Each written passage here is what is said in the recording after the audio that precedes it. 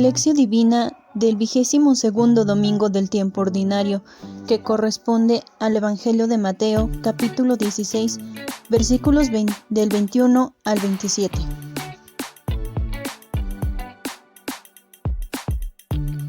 Señor, tú que anunciaste que debías morir por la salvación del género humano y encontraste obstáculos de los que te seguían, te pedimos que nos envíes tu Espíritu que nos ayude a entender el sentido del dolor y así poder sentirnos libres y plenos para amarte.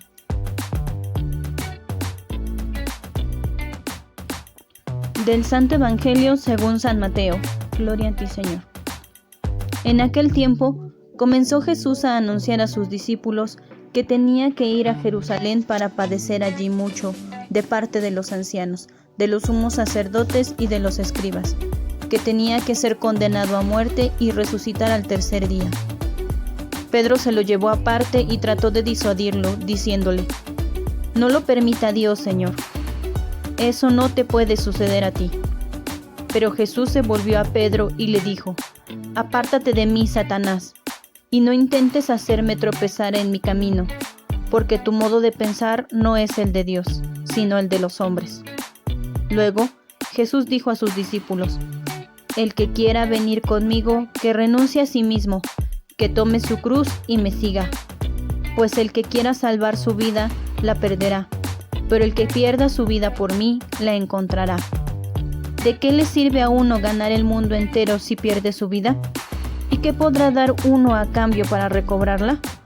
Porque el Hijo del Hombre ha de venir rodeado de la gloria de su Padre, en compañía de sus ángeles, y entonces le dará a cada uno lo que merecen sus obras». Palabra del Señor. Gloria a ti, Señor Jesús.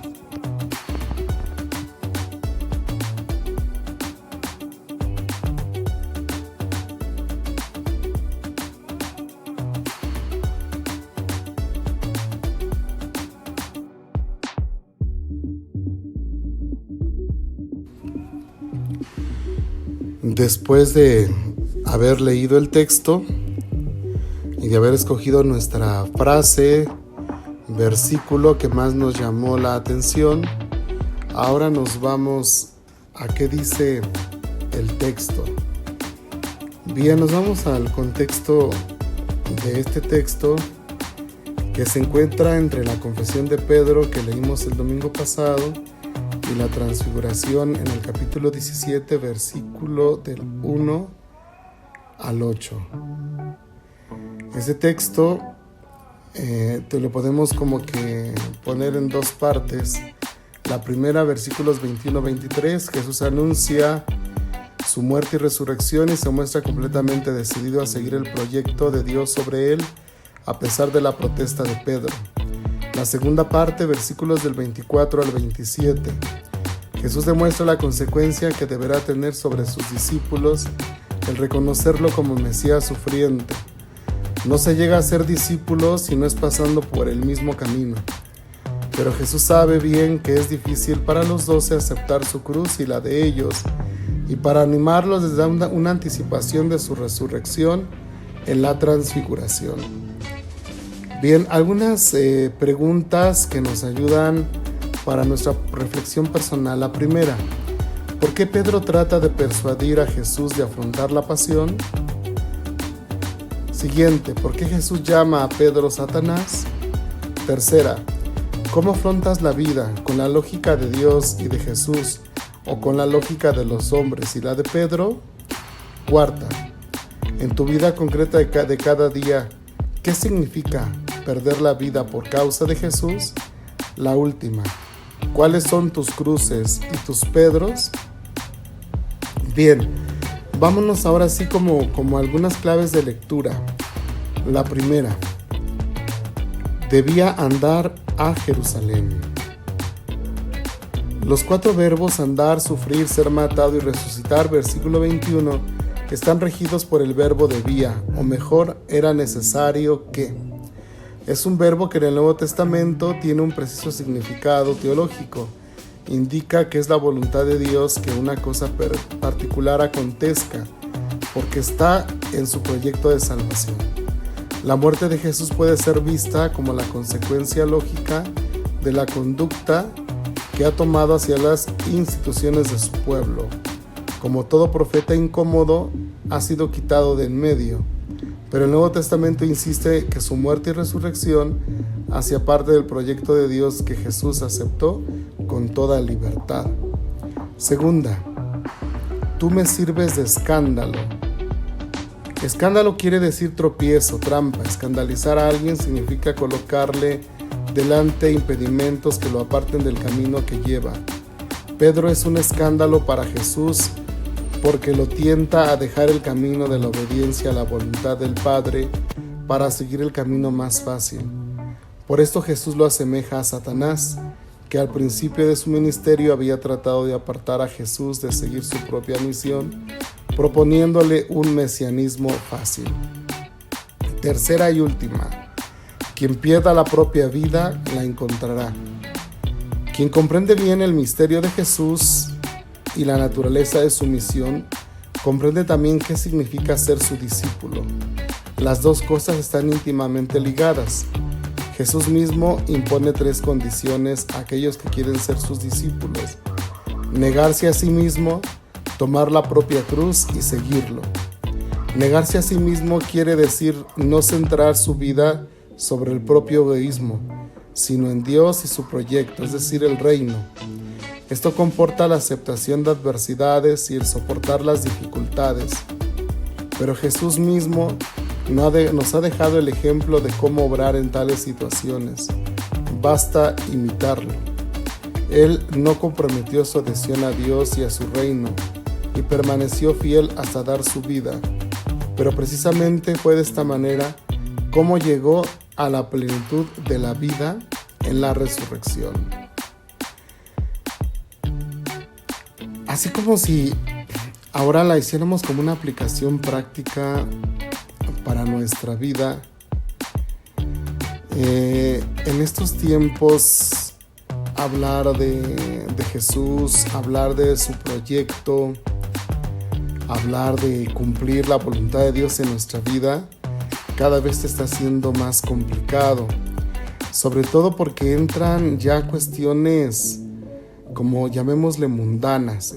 Entran ahora, mucha gente habla de los derechos humanos, la liberación femenina, que va en contra de todo sufrimiento de una mujer, llamémosle así, en el matrimonio.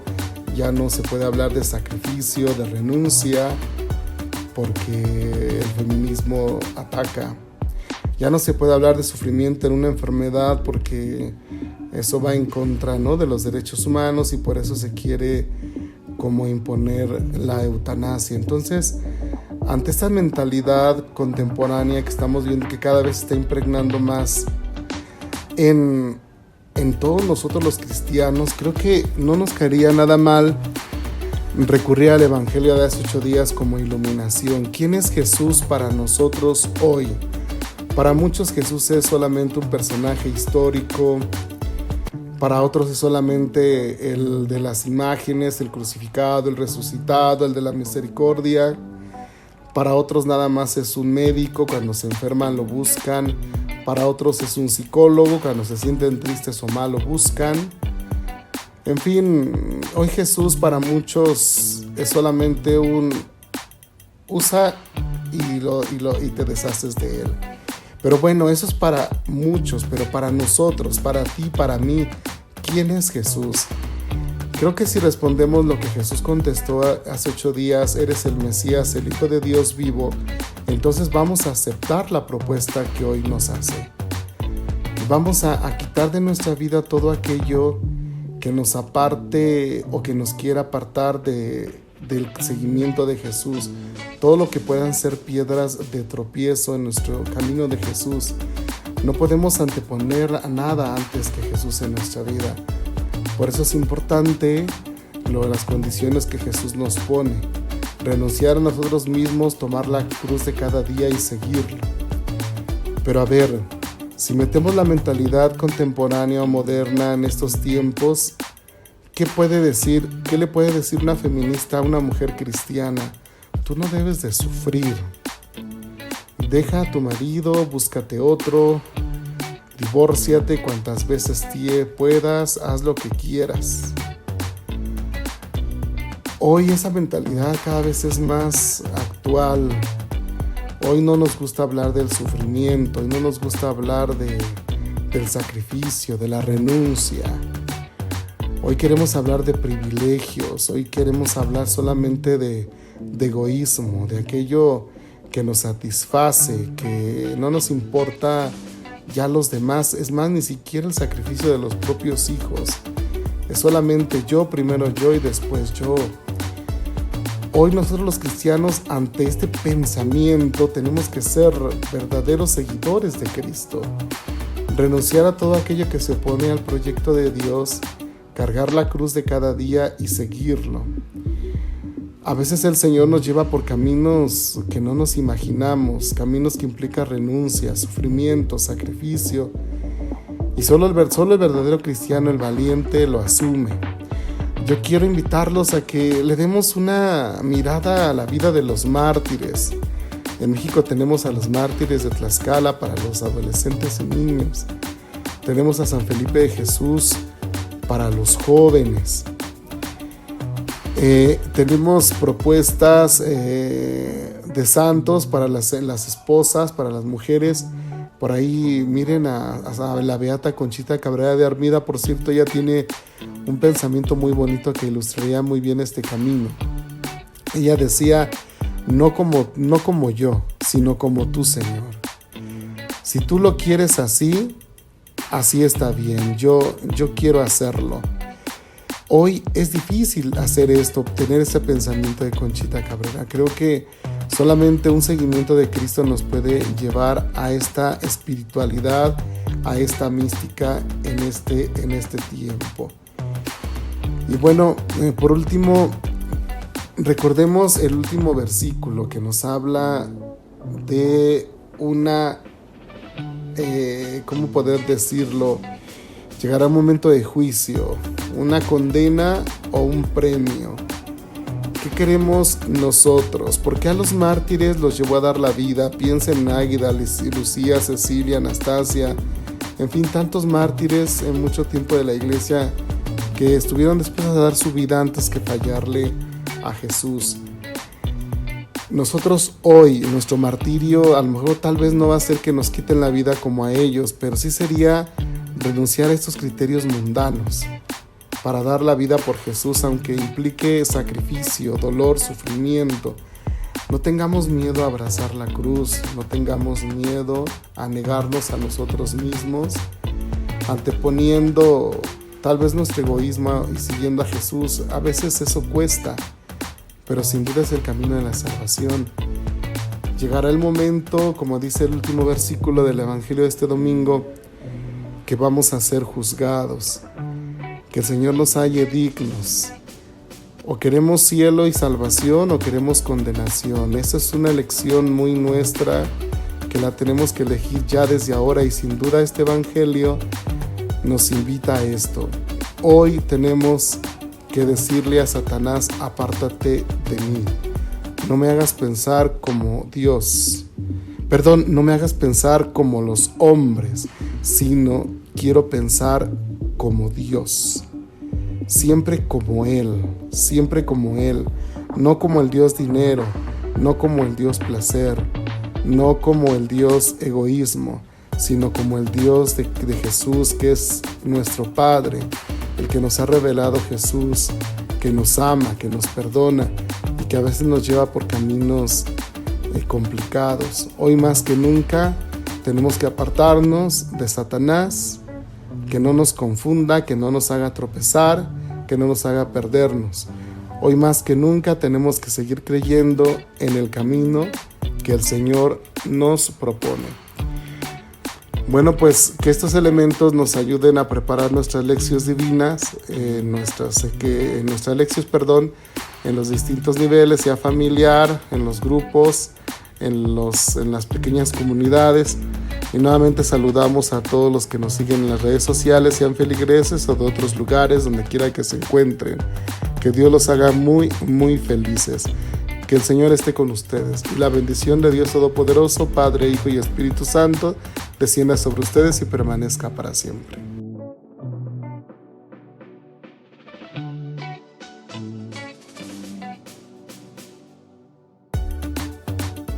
Gracias, Señor, porque a pesar de la cruz, de los problemas y dificultades, ahí estás en medio de nosotros. Gracias porque por medio del sentido del dolor, nuestra vida se va adaptando a lo que tú quieres de nosotros. Gracias también por el amor de nuestras familias, por los hermanos que nos encontramos cada día y por todo lo que nos regalas. Por eso te damos gracias. Gracias, Señor. También te pedimos perdón por los momentos cuando hemos sido cobardes para aceptar el dolor y renegar cuando nos va mal. Y muchas veces te echamos la culpa por las adversidades, cuando no hemos sabido meditar el misterio que envuelve la cruz. Por eso te pedimos perdón. Perdón, Señor, perdón.